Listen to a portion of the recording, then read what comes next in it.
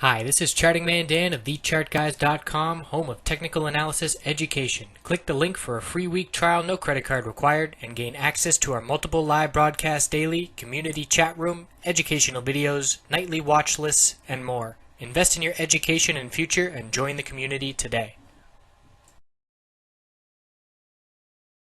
Looking at Apple on the daily and weekly time frame, bulls showed up today. We had support here. The previous consolidation low was 104.88, and although we dipped below that level, we closed above it, so that support line is still intact and a key one.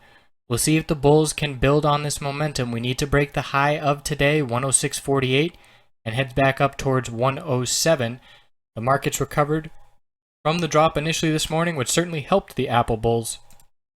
But we are in some weakness here. The difference between SPY and Apple has diverged, and the difference is we are starting to break down and break the consolidation support levels. So we broke the consolidation support from early April, and if we compare that to SPY has not. So here's that support from early April. We are well above it. We're still stair-stepping higher.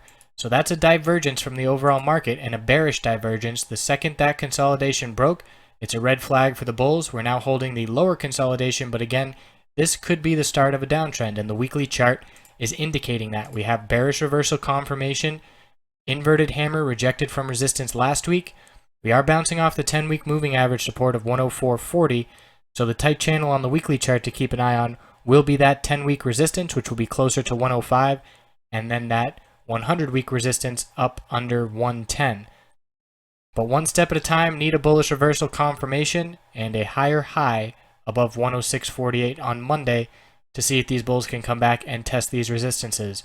If we do see the markets start to pull back, as the weekly chart for the S&P 500 may be indicating, then we are going to see this overall pattern on the weekly chart for SPY or for Apple continue to play out, and it is a bearish one. So we have our lower highs and our lower lows, and if you draw a downtrend resistance line on these lower highs, it's nailing the top right here that we just hit.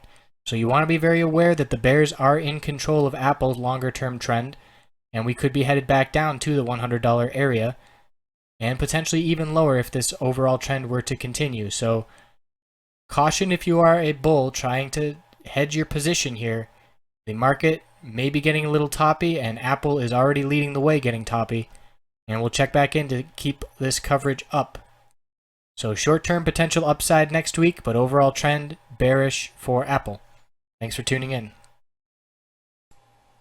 Thanks for watching. The Chart Guys community has compiled trader tips from dozens of traders over the last year and put together a free ebook you can access by clicking the button and entering your email. Have a wonderful night.